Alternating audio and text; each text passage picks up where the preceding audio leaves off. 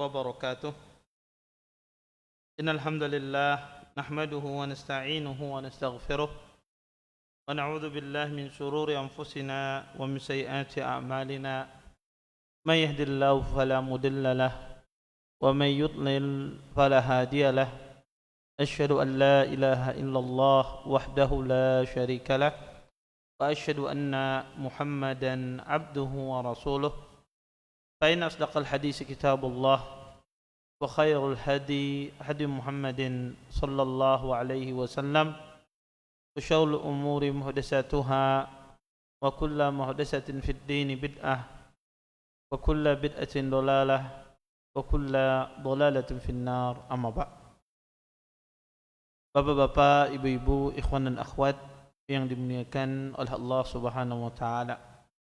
Alhamdulillah, segala puji bagi Allah Subhanahu wa taala dengan limpahan nikmat yang begitu besar, di antaranya nikmat iman, nikmat Islam, nikmat kesehatan, sehingga kita semua diberikan kemudahan oleh Allah Subhanahu wa taala untuk bisa berhadir di majlis ilmu. Mudah-mudahan apa yang kita pelajari, apa yang kita tuntut pada sore hari ini mendatangkan keberkahan dari Allah Subhanahu wa taala dan kita bisa mengambil manfaat dari apa yang akan disampaikan nantinya. Bapak, Ibu, ikhwan dan akhwat yang dimuliakan oleh Allah Subhanahu wa taala, insyaallah kita lanjutkan kajian kita tentang fikih sunnah wanita. Pada pertemuan yang minggu lalu kita membahas tentang salat kusuf dan khusuf, salat gerhana bulan dan gerhana matahari. Kita masuk pada pembahasan yang baru, yaitu salatul istisqa. Salat istisqa. Kata Syekh, apabila hujan tak kunjung turun dan tanah menjadi kering, maka orang-orang disunnahkan keluar menuju tanah lapang untuk melaksanakan salat istisqa, meminta hujan. Salat ini berjumlah 2 rakaat dan dipimpin oleh seorang imam. Hendaknya memperbanyak doa dan istighfar di dalamnya. Disebutkan dari Abdullah bin Zaid bahwa beliau berkata, aku pernah melihat Rasulullah sallallahu alaihi wasallam keluar menunaikan salat istisqa. Kemudian beliau membelakangi orang banyak dan menghadap kiblat sambil berdoa. Setelah itu beliau memindahkan selendangnya, kemudian mengerjakan salat 2 rakaat dan mengeraskan bacaannya. Kemudian di sini Syekh menjelaskan sunnah-sunnah dalam salat istisqa. Kata beliau, keluar menuju tempat salat bersama imam dengan merendahkan diri, tunduk dan tawaduk. Diriwayatkan dari Ibnu Abbas bahwa beliau berkata, Rasulullah sallallahu alaihi wasallam pernah keluar dengan merendahkan diri, tunduk dan tawaduk hingga tiba di tempat salat. Kemudian beliau naik mimbar. Beliau tidak berkhutbah seperti khutbah kalian ini, tetapi beliau terus-menerus berdoa, merendahkan diri dan bertakbir. Kemudian beliau mengerjakan salat 2 rakaat sebagaimana salat 2 hari raya. Yang kedua, kata beliau, imam berkhutbah sebelum atau setelah salat di atas mimbar yang telah disediakan. Kemudian yang ketiga, kata beliau, imam berdoa dan banyak memohon sambil berdiri menghadap kiblat, mengangkat kedua tangannya tinggi-tinggi dan menjadikan punggung telapak tangannya mengarah ke langit, dan imam memindahkan selendangnya. Para jemaah pun hendaknya mengangkat tangan mereka. Hal ini berdasarkan hadis Abdullah bin Zaid di atas.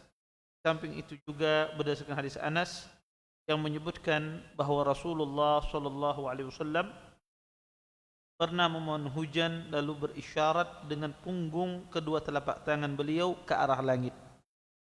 Imam memindahkan selendangnya, artinya memindahkan bagian selendang yang di bawah, memindahkan bagian selendang yang di sebelah kanan ke sebelah kiri, dan sebaliknya. Ada yang mengatakan bahwa beliau membalik selendang bagian luar berada dalam dan sebaliknya. Hikmahnya adalah adanya harapan baik yang akan terjadi berupa perubahan keadaan. Hal ini dilakukan setelah selesai berkhutbah. Yang keempat, imam mengimami jamaah melaksanakan salat 2 rakaat sebagaimana salat Id dan mengeraskan bacaannya sebagaimana disebutkan dalam hadis Ibnu Abbas. Yang kelima, imam dibolehkan memohon hujan, berdoa memohon hujan ketika salat Jumat di atas mimbar. Boleh juga berdoa di dalam masjid selain pada waktu salat Jumat, tetapi tidak dengan melakukan salat dan tidak keluar untuk melakukan salat di musalla di tanah lapang. Semua ini berasal dari Nabi sallallahu alaihi wasallam.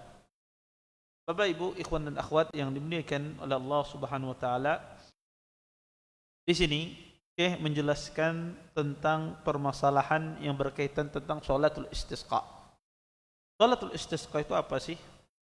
Salatul istisqa itu kata para ulama rahimahullahu taala adalah salat sunnah.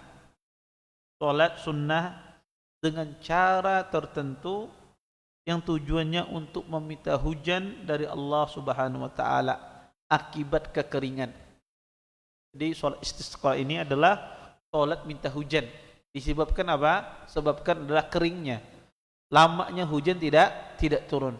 Akhirnya seseorang disunnahkan, diperintahkan untuk salat. Dan salat istisqa ini tentu saja Bapak Ibu, ikhwan dan akhwat, hukumnya sunnah, tidak wajib. Salat istisqa ini adalah hukumnya sunnah, tidak wajib. Karena kita tahu salat yang diwajibkan itu hanya salat lima waktu. Adapun di luar itu adalah semua salat hukumnya sunnah. Kemudian kata para ulama rahimahullahu taala bahwasanya ya, istisqa ini dicontohkan oleh Nabi sallallahu alaihi wasallam. Adapun dalil syariatkan salat istisqa ini adalah dicontohkan oleh Nabi sallallahu alaihi wasallam.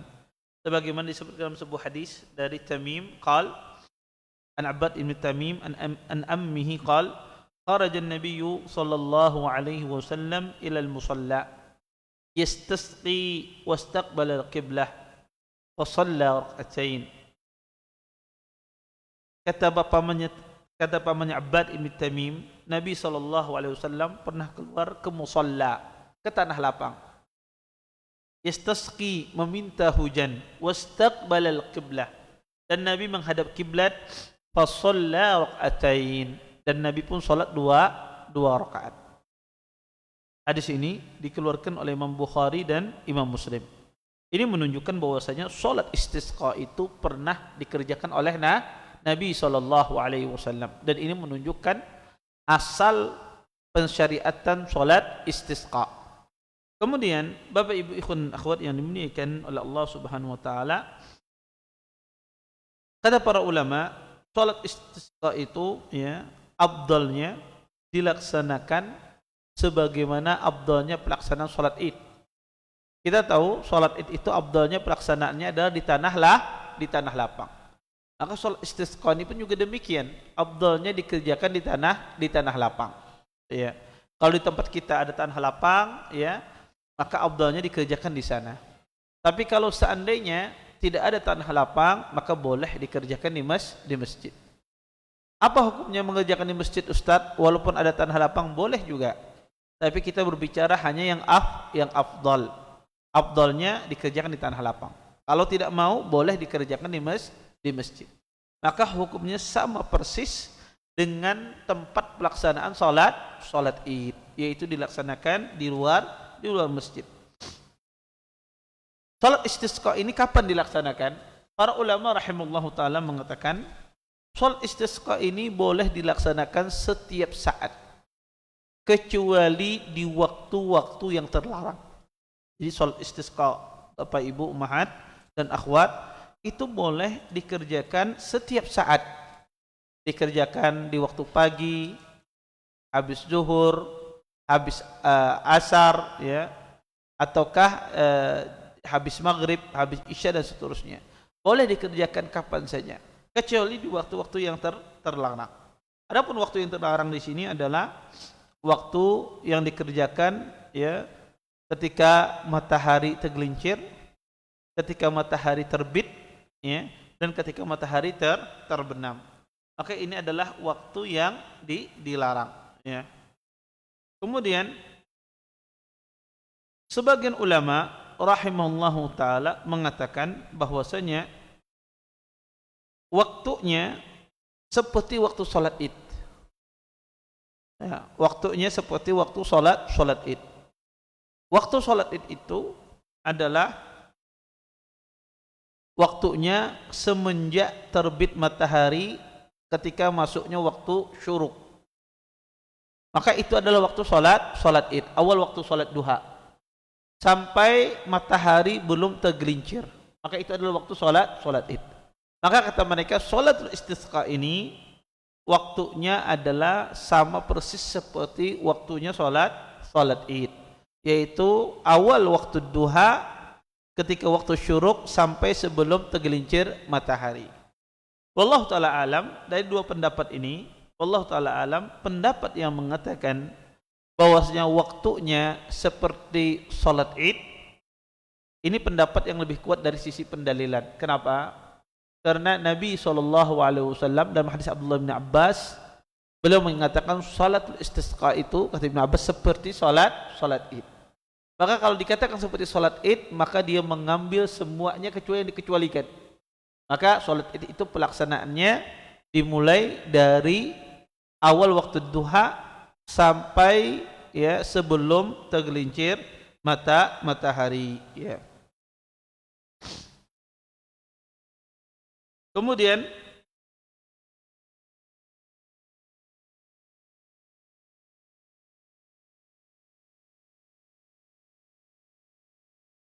Bapak Ibu ikhwan dan akhwat yang dimuliakan oleh Allah Subhanahu wa taala,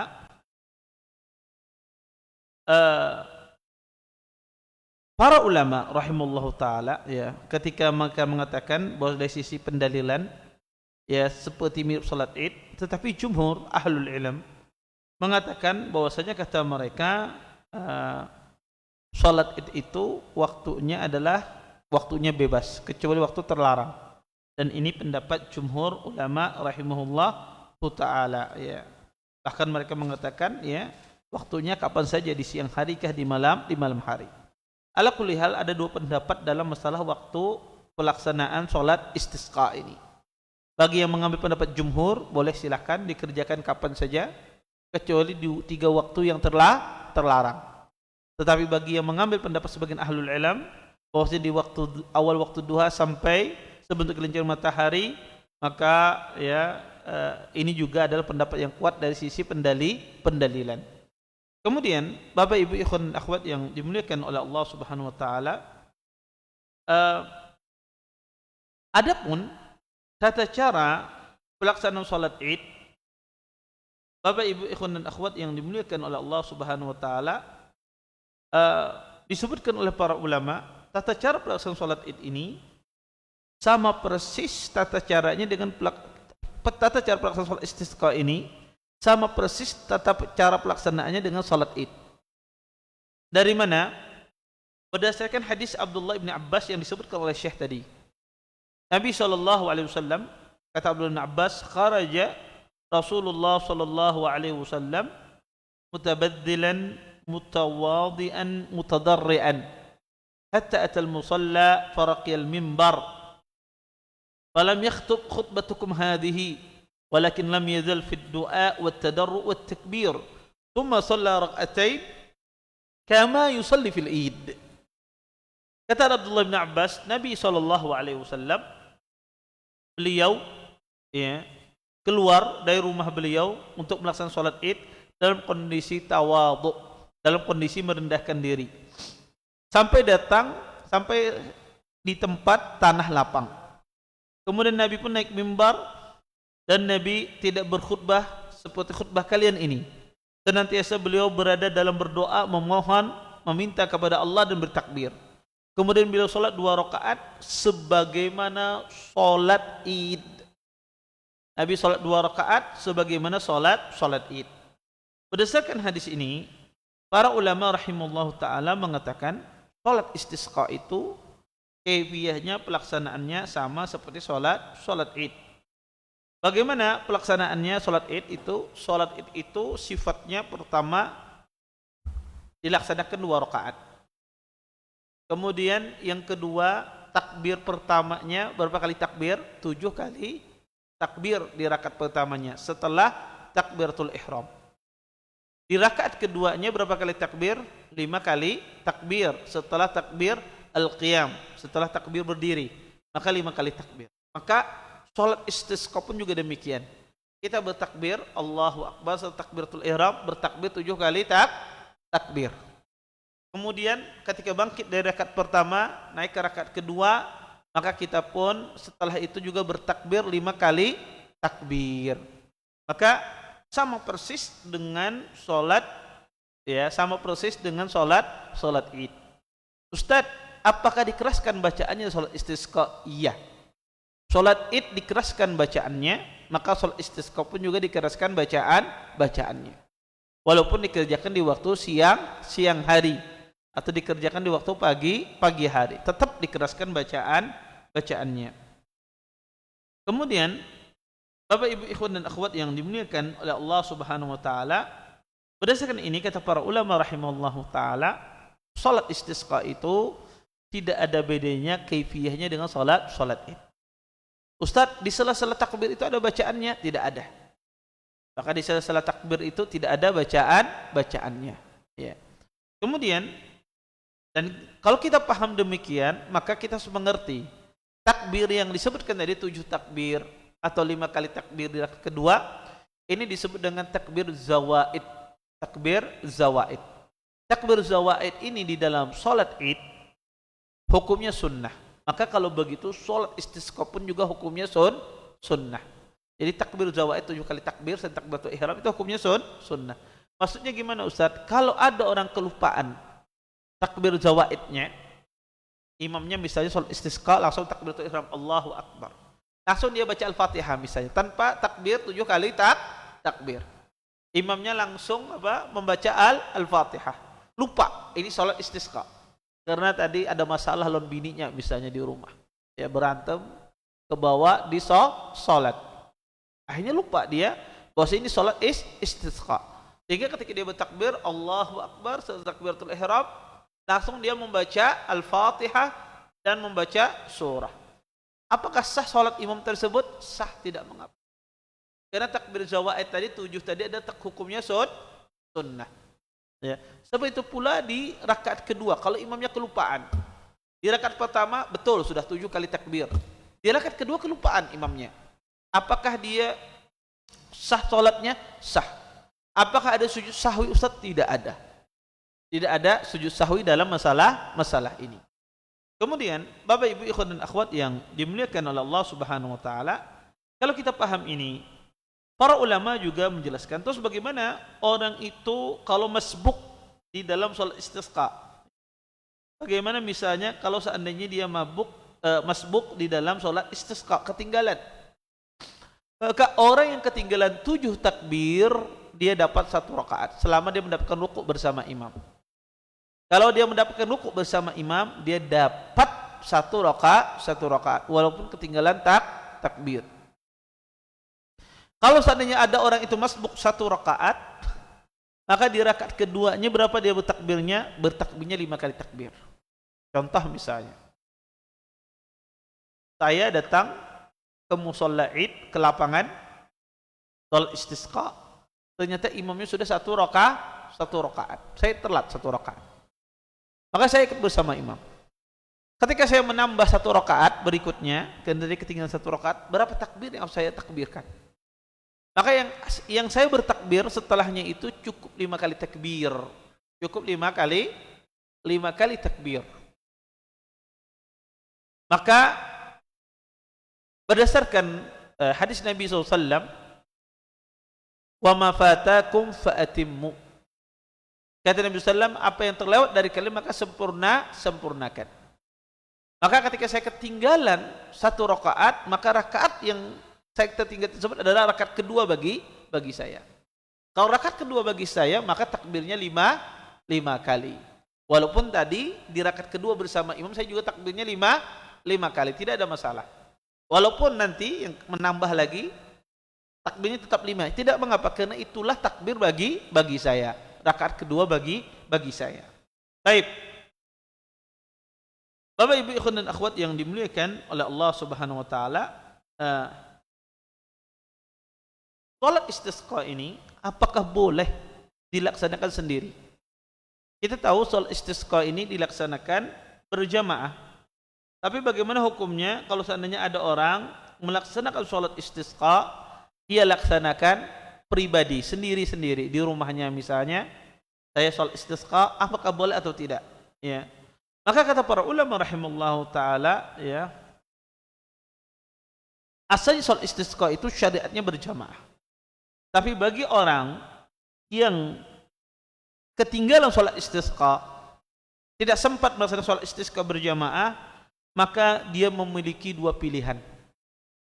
Boleh dia salat sendirian atau boleh dia sekedar berdoa saja. Jadi boleh dia berdoa, salat sendiri atau dia hanya sekedar berdoa, ya.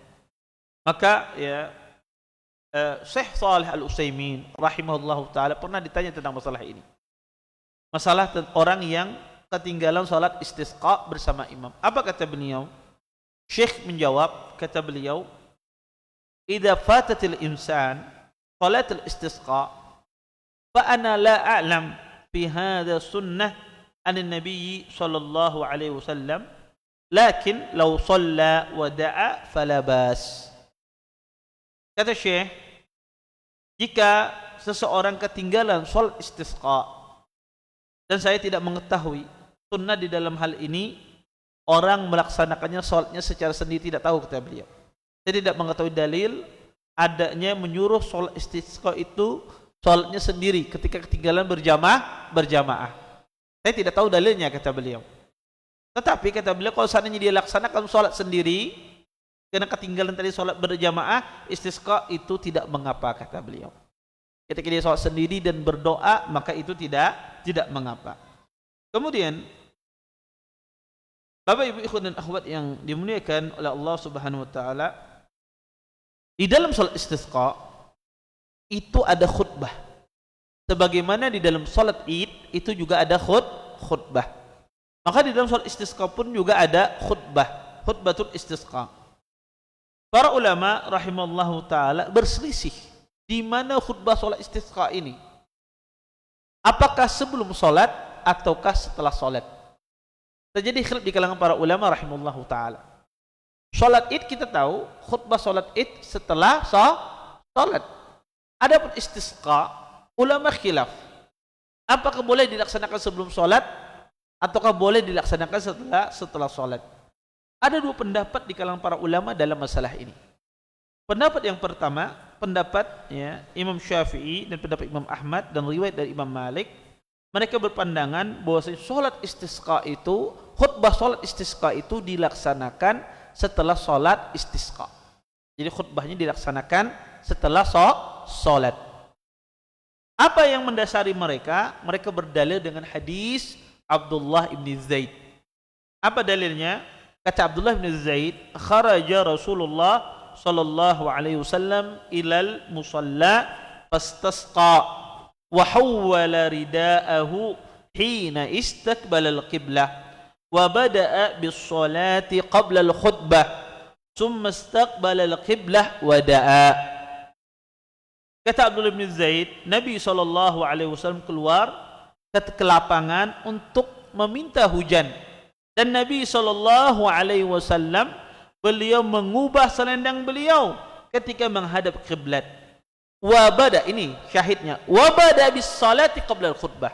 Dan Nabi memulai salat sebelum khutbah. Artinya Nabi sallallahu alaihi wasallam salat dulu baru berkhutbah salatul istisqa. Sebagian ulama berpendapat bahwasanya salat istisqa ini khutbahnya sebelum salat, bukan setelah salat.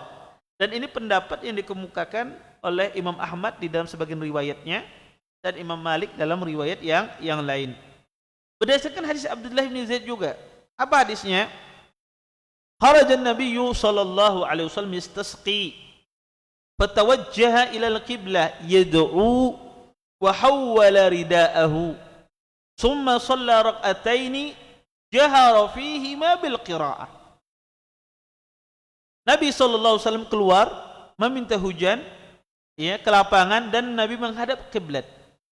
Kemudian Nabi berdoa, kemudian membalikkan selendangnya. Kemudian Nabi SAW salat 2 rakaat, jahara fihi qiraah, dan Nabi mengeraskan bacaannya. Zahir riwayat ini, Nabi SAW berdoa membalikkan selendangnya, baru setelah itu salat. Ini menunjukkan Nabi berkhutbah sebelumnya. Nabi SAW berkhutbah sebelum salat. Maka berdasarkan riwayat ini, sebagian ulama berpandangan salat istisqa itu khutbahnya sebelum salat.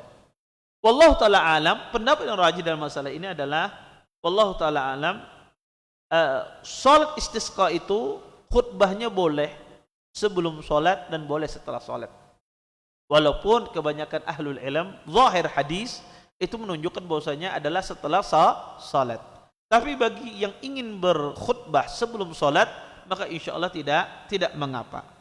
Dan juga diharapkan ketika dia berkhutbah salatul istisqa, hendaknya khutbahnya sesuai dengan kondisi kita. Jangan orang ketika tentang masalah salatul istisqa, ya tentang salatul istisqa, dia berkhutbah tentang masalah kematian. Dia harus disesuaikan. Maka istisqa itu keadaan apa? Keadaan kekeringan. Maka keadaan seseorang harus bertaubat kepada Allah Subhanahu wa taala. Karena orang tidak dihukum dengan perbuatan dosa, tidak dihukum dengan sebuah perbuatan akibat maksiat yang dia kerjakan.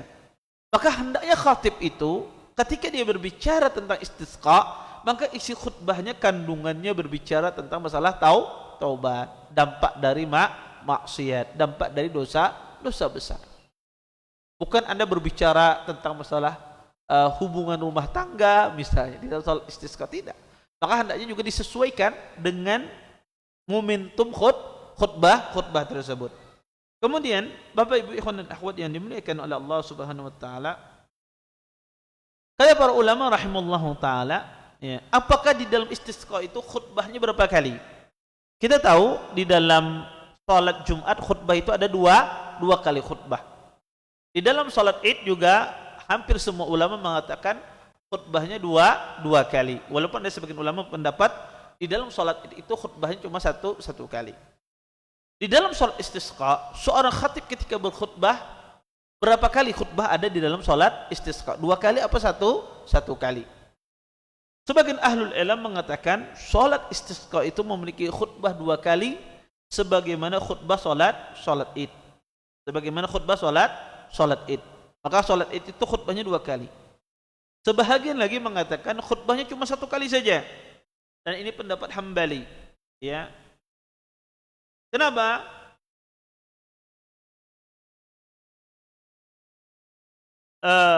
Karena zahir hadis menunjukkan Nabi berkhutbah 1 kali. Tidak ada menyebutkan di dalam zahir hadis tersebut Nabi berkhutbah dua kali. Ya.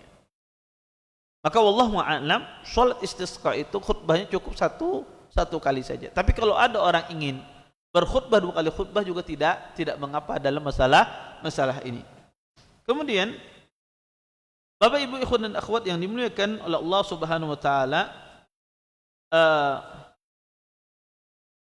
mungkin ada pertanyaan dari kita, Ustadz, apa bedanya dong salat istisqa dengan salat Id? Apakah semuanya sama persis? Kita jawab ada perbedaannya. Apa perbedaannya? Perbedaannya bahwasanya salat istisqa khutbahnya boleh sebelum salat dan boleh setelah salat. Adapun salatul Id khutbahnya harus setelah salat. Ini perbedaan pertama. Perbedaan yang kedua adalah kata para ulama rahimallahu taala, salat Id, ya, ketika dilaksanakan salat Id kemudian ada khutbah di sana, maka hendaknya khatib menjelaskan hukum yang berkaitan dengan Idain. Maka isi khutbahnya tentunya berkaitan dengan nikmat Allah Subhanahu wa taala. Ketika hari raya Idul Fitri berkaitan dengan nikmat. Ketika Idul Adha berkaitan dengan berkorban. Maka ketika berkaitan dengan salatul istisqa, isi khutbahnya adalah berkaitan dengan doa, istighfar, ya, semacam itu. Kemudian kata para ulama, salat istisqa khutbahnya 1 kali. Adapun salat Id, kebanyakan para ulama berfatwa khutbahnya dua kali. Ini 3 hal yang mendasar yang membedakan antara salat Id dengan salat istisqa. Kemudian juga dari sisi waktu. Salat Id waktunya tadi kita katakan dari awal terbitnya matahari sampai sebelum tergelincir matahari. Ada soal istisqa kita katakan ulama khilaf masalah waktunya. Ada yang mengatakan yang penting di luar waktu terlarang. Ada yang mengatakan waktunya seperti waktu salat Id. Yeah.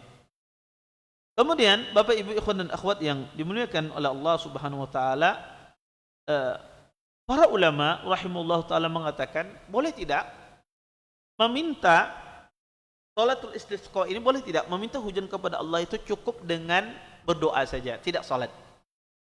Maka kata para ulama rahimahullah taala, meminta hujan kepada Allah itu bisa dua. Kita minta agar diturunkan hujan itu bisa dua caranya. Pertama kita salat, ya. Kita salat, kemudian kita meminta hujan. Yang dinamakan salat istisqa. Yang kedua adalah orang tidak salat, tetapi dia cukup berdoa. Seperti yang terjadi khatib di atas mimbar di waktu Jumat atau di waktu-waktu yang lain. Maka khatib ketika dia berkhutbah masalan, kemudian dia mengatakan Allahumma asqina, ya Allah berikanlah kami air hujan, turunkanlah hujan, ya. Boleh meminta hujan walaupun tidak salat dengan cara berkhutbah dan berdoa. Kedua-duanya masyru', kedua-duanya disyariatkan. Boleh dilaksanakan dengan salat dan juga boleh juga seseorang mencukupkan hanya dengan doa. Tentunya afdalnya adalah menggabungkan keduanya. Dia salat dan juga dia berdoa agar diturunkan hujan. Kemudian Bapak Ibu ikhwan dan akhwat yang dimuliakan oleh Allah Subhanahu wa taala, kata para ulama rahimahullahu taala, ketika seseorang itu ya meminta kepada Allah, ya baik itu di dalam khutbahnya meminta turunkan hujan, maka disunnahkan khatib itu mengangkat tangan setinggi-tingginya, ya. Khatib ketika dia meminta hujan maka disunnahkan dia mengangkat tangan setinggi-tingginya, ya. Maka salat istisqa itu di setinggi-tingginya. Sebagian ahlul ilm mengatakan, ada sebagian ahlul ilm mengatakan semacam ini cara berdoanya, ya. Seolah-olah punggungnya berada di atas, ya. Sebagian ulama mengatakan tetap kayak gini, ya, dia berdoa tapi dia mengangkat tinggi. Maka seorang muslim pun juga, makmum pun juga mengangkat tangan setinggi-tingginya, ya. Dia berusaha angkat tangan setinggi-tingginya. Maka semacam ini cara berdoa dalam salat istisqa. Kemudian Bapak Ibu ikhwan dan akhwat yang dimuliakan oleh Allah Subhanahu wa taala, kata para ulama, salat istisqa ini, ya, disunnahkan, ya, seorang khatib, ya, ketika, ya, dia berdoa menghadap kiblat. Jadi kalau kita berkhutbah itu apa? Menghadap makmum. Maka ketika dia salat istisqa berkhutbah berdoa, maka khatib ini menghadap kiblat, tidak menghadap makmum. Jadi dia ketika berkhutbah tidak menghadap makmum tapi menghadap kiblat ketika berdoanya. Maka di akhir khutbahnya misalnya ketika dia berdoa tidak menghadap makmum tapi menghadap kiblat. Karena disebutkan di dalam hadis, ya, Nabi sallallahu alaihi wasallam rafi'a yadayhi mustaqbilal qiblah. Nabi mengangkat kedua tangannya kemudian menghadap kiblat. Dan kata para ulama rahimallahu taala, diperbanyak doanya ketika dia berkhutbah. Diperbanyak doanya ketika dia berkhutbah. Kemudian Bapak Ibu ikhwan dan akhwat yang dimuliakan oleh Allah Subhanahu wa taala, maka seseorang disunnahkan ketika salat istisqa, disunnahkan ketika salat istisqa kita mengubah selendang kita. Kita mengubah selendang kita. Maka kalau selendang itu adalah baju, ya, kita ubah kalau kita punya selendang. Kalau nggak punya selendang, bisa kita pakai jaket, maka kita ubah jaket kita. Kita balik, ya, kita balik, ya. Taib wanita apakah demikian Ustaz? Sama. Kalau di tempat wanita secara khusus sama. Tapi kalau di situ dia bercampur dengan laki-laki, kalau dia membalik selendangnya, membalik kainnya, nampak dari kaum laki-laki, maka tidak dilakukan. Kalau laki-laki tidak pakai selendang, dia pakai sorban misalnya, maka sorbannya dibalik, ya. Sampai kapan? Sampai dia datang ke rumahnya. Sampai dia ke rumahnya, baru dia kembalikan seperti asal. Ya. Maka sunnahnya demikian. Kenapa? Untuk berharap kebaikan. Dan kata para ulama rahimallahu taala, disunnahkan ketika orang mau sholat istisqa ini, disunnahkan dia bertaubat sebelumnya. Bertaubat, meminta ampun kepada Allah Subhanahu wa taala. Kenapa? Karena hujan tidak turun itu akibat perbuatan maksiat. Sehingga sebelumnya disunnahkan dia bertaubat kepada Allah Subhanahu wa taala. Kemudian Bapak Ibu ikhwan dan akhwat yang dimuliakan oleh Allah Subhanahu wa taala,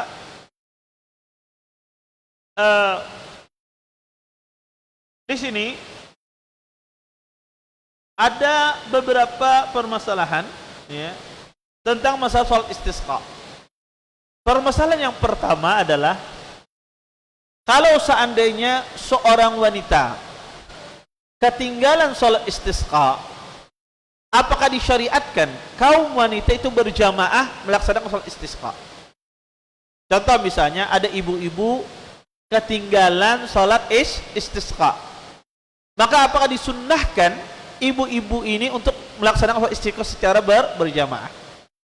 Perlu saya kasih garis bawahi, pada asalnya penekanan sholat istisqa ini siapa? Kaum laki-laki. Tetapi wanita dianjurkan bagi yang mudah bagi mereka. Berbeda dengan sholat kusuf dan sholat khusuf. Berbeda dengan sholat gerhana bulan dan gerhana matahari. Kenapa? Sholat gerhana bulan dan gerhana matahari wanita disuruh keluar juga untuk salat. Ya, pergi ke masjid untuk salat. Tapi sholat istisqa tidak. Sholat istisqa tidak ditekankan wanita seperti sholat kusuf dan sholat 2 hari raya. Tapi siapa yang mudah di kalangan wanita silakan salat. Tapi yang tidak bisa, ya tidak mudah, maka jangan maksa dirinya. Oleh karena itu, kalau seorang wanita ketinggalan sholat istisqa berjamaah di masjid, maka dia tidak mendirikan jamaah kedua bagi wanita, ya khusus wanita untuk melaksanakan sholat istisqa. Tapi dia sholat sendiri-sendiri. Dia sholat sendiri-sendiri kalau dia mau sholat. Karena wanita tidak ditekankan sebagaimana ditekankannya kaum laki-laki untuk melaksanakan sholat istisqa semacam itu. Wallahu a'lam. Baik. Bapak Ibu ikhwan dan akhwat yang dimuliakan oleh Allah Subhanahu wa taala. Di antara permasalahan terakhir dari permasalahan sholat istisqa, kata para ulama rahimallahu taala, sholat istisqa ini dilakukan ketika hujan tidak turun. Ya, dan sholat istisqa ini kata para ulama rahimallahu taala, apakah harus disyaratkan dengan seruan waliul amr atau tidak? Maka ahlul ilmu mengatakan disarankan, diafdalkan adalah dengan seruan waliul amr, sehingga manfaatnya menyeluruh, sehingga semua orang melaksanakan salat. Tapi bagaimana kalau seandainya perorangan atau sekelompok di kota misalnya dia melaksanakan salat istisqa tanpa ada suruhan waliul amr, boleh tidak Ustaz? Boleh saja, tidak mengapa. Tapi afdalnya adalah kalau ada suruhan waliul amr, pemimpin, itu yang terbaik untuk melaksanakan salat istisqa semacam itu. Wallahu a'lam. Baik. Bapak Ibu ikhwan dan akhwat yang dimuliakan oleh Allah Subhanahu wa taala, ini di antara permasalahan yang berkaitan dengan salat istisqa. Baik, kita lanjutkan. Kemudian kata beliau, sujud tilawah.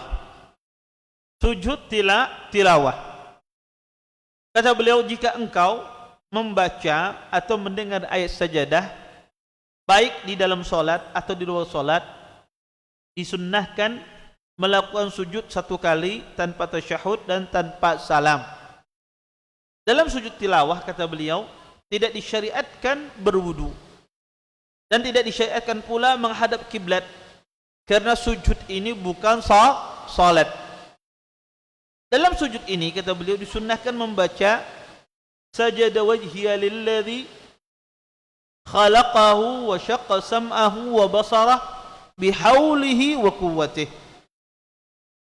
Wajahku bersujud kepada Rabb yang menciptakannya dan membuat pendengaran dan penglihatannya dengan daya dan kekuatannya. Atau dia membaca Allahumma laka sajadtu wa bika amantu wa laka aslamtu. Sajada wajhiya lilladzi syaqqa sam'ahu wa basarah tabarakallahu ahsanul khaliqin. Ya Allah, hanya kepadamu aku sujud, dan hanya kepadamu aku beriman, dan hanya kepadamu aku berserah diri. Engkaulah Rabbku, wajahku bersujud kepada Rabb yang menciptakan dan membuat pendengaran dan penglihatannya. Maha suci Allah, sebaik-baik pencipta, sebaik-baik pencipta. Yang keempat kata beliau, jika engkau mendengar atau membaca ayat sajadah, dibolehkan pula tidak melakukan sujud. Zaid bin Sabit pernah membaca ayat sajadah di hadapan Nabi SAW. Akan tetapi beliau tidak sujud. Hal ini untuk menjelaskan dibolehkannya tidak melakukan sujud, namun yang lebih utama adalah melakukan sujud, sebagaimana telah dikemukakan. Nabi SAW telah bersabda, kata beliau, jika anak Adam membaca ayat sajadah lalu ia sujud, maka syaitan akan menyingkir sambil menangis dan berkata, celaka, dia diperintahkan untuk sujud lalu ia melakukannya, maka ia mendapatkan surga, sedangkan aku diperintahkan untuk sujud tetapi aku tidak mau, maka aku mendapatkan neraka. Bapak Ibu, ikhwan dan akhwat yang dimuliakan oleh Allah Subhanahu wa taala, para ulama rahimahullahu taala mengatakan bahwasanya, kata para ulama rahimahullahu taala, sujud tilawah, sujud yang disebabkan karena kita mendengarkan ayat-ayat sajadah, ayat-ayat yang di situ disunnahkan kita untuk sujud, ya. Seseorang disunnahkan untuk sujud ketika mendengar ayat tersebut, dan ini disebut dengan sujud tilawah. Dan sujud tilawah ini Bapak Ibu, ikhwan dan akhwat yang dimuliakan oleh Allah Subhanahu wa taala, pernah dilakukan oleh Nabi sallallahu alaihi wasallam. Disebutkan di dalam hadis Abdullah bin Mas'ud radhiyallahu taala anhu, Nabi sallallahu alaihi wasallam, kata Abdullah bin Mas'ud, qara'a wan najm fasajada fiha wa sajada man kana ma'ahu. Nabi sallallahu alaihi wasallam pernah membaca surah An-Najm, kemudian Nabi sujud, dan sujudlah orang yang bersama Nabi sallallahu alaihi wasallam. Maka ini dalil yang menunjukkan bahwasanya seseorang kalau membaca ayat-ayat yang di situ perintah untuk melaksanakan sujud, maka hendaklah dia sujud, ya. Maka Nabi SAW sujud, maka kita pun juga mengikuti Nabi SAW. Kemudian Bapak Ibu, ikhwan dan akhwat yang dimuliakan oleh Allah Subhanahu wa taala, ya. Kalau kita bertanya, Ustadz, ayat apa saja di dalam Al-Quran yang di situ ada sujud tilawah, ya. Maka Bapak Ibu, ikhwan dan akhwat yang dimuliakan oleh Allah Subhanahu wa taala, para ulama rahimallahu taala mengatakan bahwasanya ayat-ayat di situ ada sujud tilawah, kata sebagian ahlul ilm ada 15 ayat. Ada 15 ayat. Ayat apa saja? Pertama, di dalam surah Al-A'raf ayat 206. Firman Allah, innal ladzina 'inda rabbik la yastakbiruna an ibadatihi wa yusabbihunahu wa lahu yasjudun. Maka ketika sampai pada ayat ini, kita disuruh untuk sujud tilawah. Yang kedua adalah dalam surah Ar-Ra'd, surah Ar-Ra'd ayat 15, ya. Ayat 15. Firman Allah Subhanahu wa taala, walillahi yasjudu man fis samawati wal ard taw'aw wa karha wa dhilaluhum bil ghuduwi wal asal. Yang ketiga adalah surah An-Nahl ayat 49. Walillahi yasjudu ma fis samawati wa ma fil ard min dabbatin wal malaikah wa hum la yastakbirun. Yang keempat, di dalam surah Al-Isra ayat 107, maka disunnahkan juga kita untuk sujud di sana. Yaitu ketika firman Allah berbunyi, idza yutla alaihim yahruna lil adqani sujada. Kemudian yang kelima, surah Maryam ayat 58. Allah Subhanahu wa taala berfirman dalam Al-Qur'an, idza tutla alaihim ayatul rahman kharru sujjadan wa bukiya. Kemudian yang keenam, surah Al-Hajj ayat 18. Ya. Yang ketujuh, surah Al-Hajj ayat 77. Maka kalau membaca surah Al-Hajj ayat 77, ini juga disunahkan sujud tilawah. Ya. Karena Allah berfirman, ya ayyuhalladzina amanu ruk'u wasjudu wa'budu rabbakum waf'alul khair la'allakum tuflihun. Yang kedelapan, surah Al-Furqan ayat 60. Allah berfirman dalam Al-Quran, kata Allah, wa idza qila lahum usjudu lirrahman qalu wa marrahman anasjudu lima ta'muruna wa zadahum nufura. Yang kesembilan, surah An-Naml ayat 25. Yang ke-10, surah As-Sajdah ayat 15. Yang ke-11, surah Sad ayat 24. Yang ke-12, surah Fussilat ayat 37. Yang ke-13, surah An-Najm ayat 62. Yang ke-14, surah Al-Insyiqaq ayat 21. Yang ke-15, surah Al-Alaq ayat 19. Bapak Ibu ikhwan dan akhwat yang dimuliakan oleh Allah Subhanahu wa taala, ini 15 tempat kapan kita disuruh untuk sujud tilawah. Kalau Anda lewat dari ayat-ayat tersebut, maka disunnahkan kita untuk sujud tilawah. Kemudian Bapak Ibu ikhwan dan akhwat yang dimuliakan oleh Allah Subhanahu wa taala, sujud tilawah ini sujudnya tidak hanya ketika kita membaca Quran di waktu salat saja, tidak. Bahkan di luar salat pun ketika kita membaca ayat-ayat, di situ ada bisi ayat sajadah, perintah untuk sujud, kita sujud. Jadi tidak hanya dibaca di waktu salat, di luar salat pun juga demikian, ya. Kemudian Bapak Ibu ikhwan dan akhwat yang dimuliakan oleh Allah Subhanahu wa taala, kata para ulama, apakah sujud tilawah ini dilakukan di dalam salat yang sirriyah? Salat sirriyah itu salat yang dipelankan suaranya, seperti salat zuhur, salat asar. Kalau misalnya imamnya di rakaat pertama membaca ayat tilawah setelah Al-Fatihah, apakah disunnahkan dia sujud atau tidak? Kata ahlul ilm, disunnahkan dia sujud, tapi hendaknya dia memberitahu kepada makmum di belakangnya sebelum dia bertakbiratul ihram.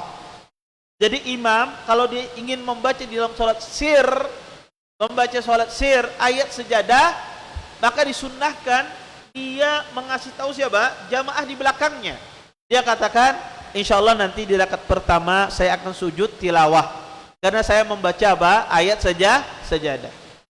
Kalau tidak dikasih tahu, bisa jadi nanti kekacauan di dalam salat. Orang menyangka imamnya lupa. Makanya afdhalnya dikasih tahu.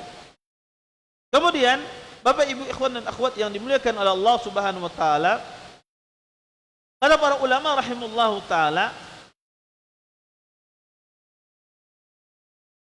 sujud tilawah ini memiliki keutamaan. Apa keutamaannya? Disebutkan oleh Syekh di sini. Keutamaannya adalah Bapak Ibu ikhwan dan akhwat yang dimuliakan oleh Allah Subhanahu wa taala, bahwasanya ya, syaitan menjauh darinya dan menangis. Pian kalau hendak ingin membuat syaitan menangis, ya, tidak perlu membawakan pemangkung, tidak perlu. Cukup dengan sujud tilawah, syaitan itu lari dan menangis. Disebutkan dalam sebuah hadis, Nabi SAW bersabda, "Idza qara'a ibnu Adam as-sajadah fasajad." Kata Nabi SAW, jika anak Adam membaca surah sajadah kemudian dia sujud, i'tajala syaitanu yabki, maka syaitan pun menjauh dan menangis. Yaqul, syaitan itu berkata, ya wailah, Celaka, kata dia. Umira bisujudi fasajad. Ya. Anak Adam diperintahkan sujud, dia sujud. Falahul jannah, maka baginya surga. Wa umirtu bisujud wa umirtu bisujudi fa'asaitu faliyan nar. Dan aku diperintahkan untuk sujud dan aku bermaksiat. Faliyan nar, kata syaitan, dan bagi saya neraka. Maka subhanallah Bapak Ibu, orang ketika dia sujud sajadah, syaitan menjauh darinya. Dan syaitan menangis. Maka subhanallah, banyak di kalangan kaum muslimin ketika lewat ayat sejadah mereka tidak sujud. Ketika baik itu membaca di dalam salat ataukah di luar salat. Maka disunnahkan Bapak Ibu, kalau kita membaca di dalam salat ataupun di luar salat, maka disunnahkan kita membaca ketika membaca ayat sejadah, disunnahkan kita sujud tilawah. Kemudian Bapak Ibu, ikhwan dan akhwat yang dimuliakan oleh Allah Subhanahu wa taala. Kalau di dalam salat ketika imam membaca ayat sajadah atau sujud tilawah, ketika imam sujud maka makmum harus sujud, wajib hukumnya. Tapi bagaimana kalau seandainya di luar salat? Di luar salat. Maka ketika ada orang membaca ayat sajadah, dia sujud dan kita mendengarkan, apakah wajib kita sujud juga? Yang mendengarkannya, bukan yang membacanya. Yang membacanya jelas sujud, disunnahkan. Tapi yang mendengarkannya di luar salat, apakah disunnahkan juga dia sujud? Kata para ulama, jika dia bermaksud untuk mendengarkan bacaan orang tersebut, beristilah dia mendengarkan bacaan orang tersebut, kemudian orang itu sujud, disunnahkan dia sujud. Tapi kalau sekedar lewat, kebetulan mendengar bacaan orang tersebut, tidak bermaksud untuk mendengarnya, kebetulan lewat, kemudian kedengaran bacaan dia, kemudian dia sujud, apakah kita sujud? Tidak harus sujud. Tapi yang disuruh sujud itu ketika di luar adalah orang yang betul-betul berusaha ingin mendengar bacaan qari tersebut.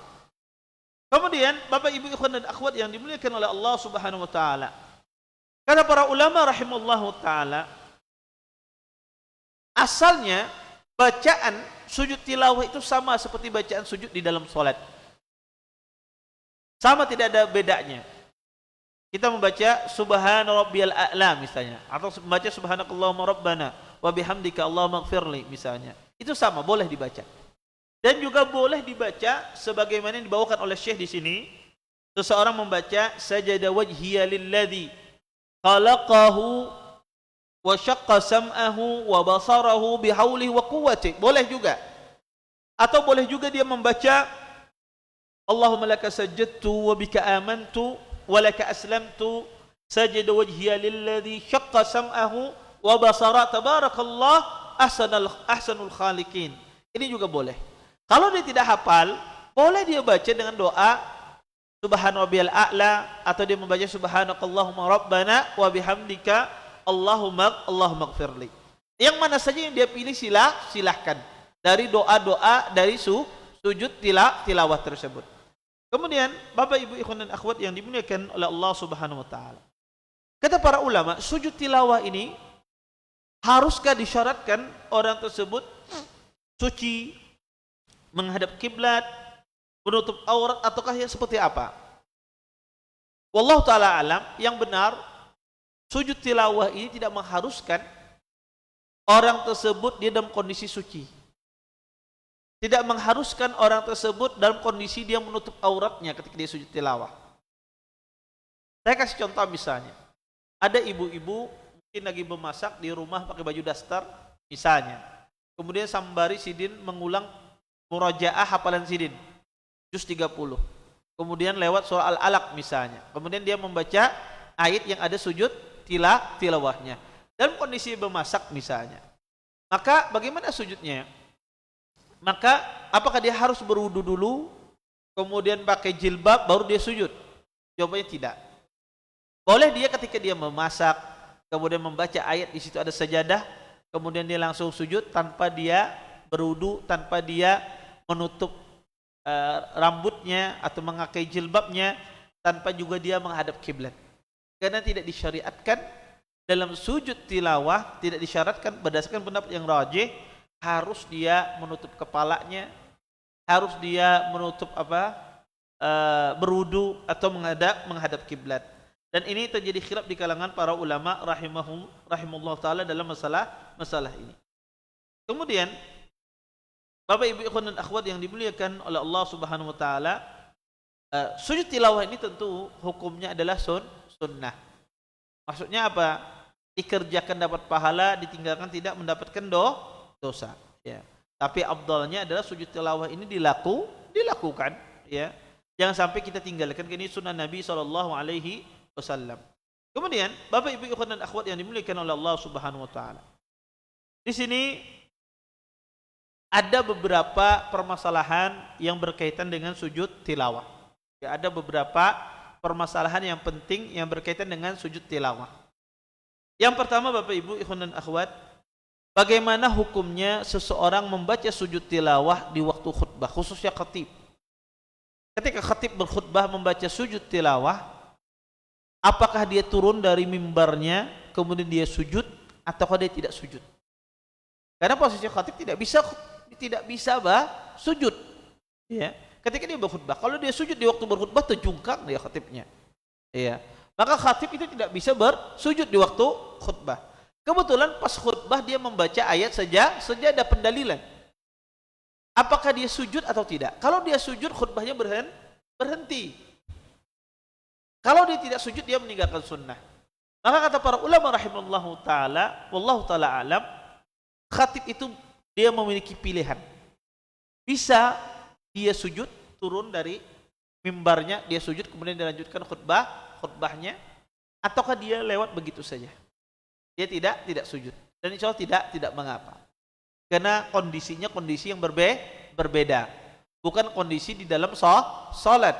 Ya. Oleh karena itu kata para ulama rahimahullahu taala, tidak mengapa seorang khatib dia membiarkan begitu saja dia tidak sujud. Karena bisa jadi juga orang salah paham. Ya, orang kira khutbahnya sudah selesai atau semisalnya. Makanya kata para ulama, kalau maslahatnya tidak sujud, ya tidak mengapa. Dia tinggalkan untuk tidak sujud. Di antara permasalahan juga di dalam sujud tilawah Bapak Ibu ikhwan dan akhwat yang dimuliakan oleh Allah Subhanahu wa taala, ketika di dalam salat, khususnya di dalam salat, seorang imam ketika dia sujud tilawah di tengah-tengah salat, apakah dia bertakbir ketika turun untuk sujudnya dan ataukah tidak?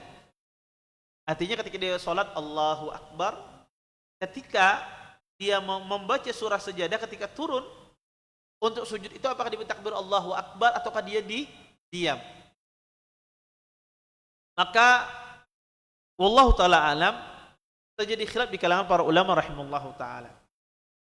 Pendapat yang paling benar wallahu taala alam yang rajih bahwasanya disunnahkan dia untuk bertakbir ketika dia turun dan ketika dia bangkit.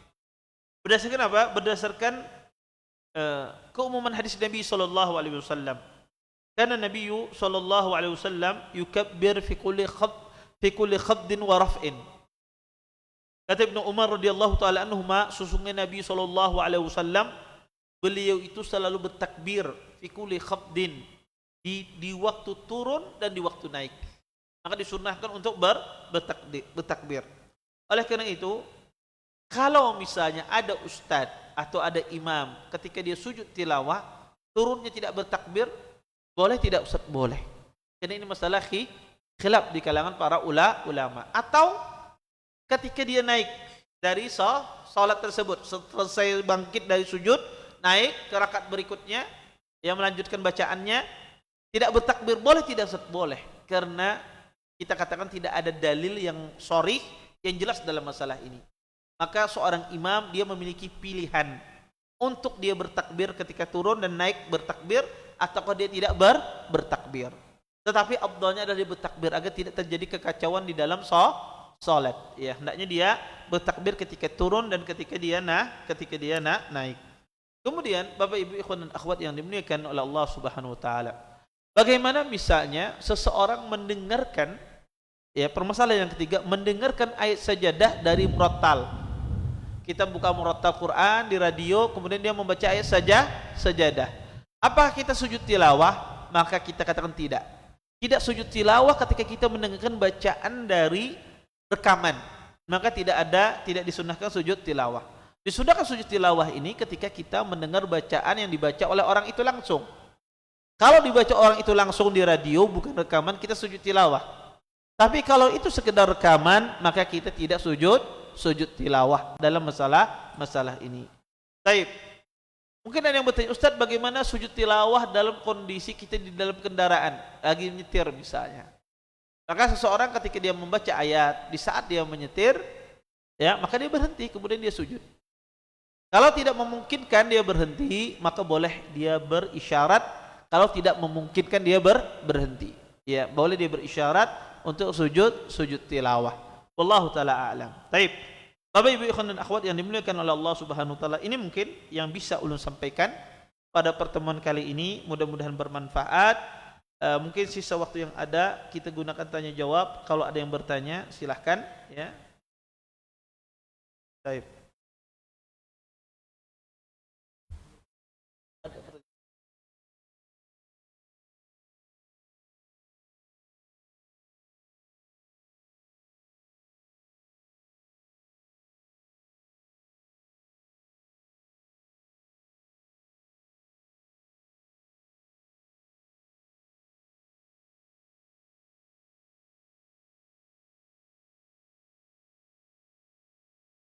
Baik.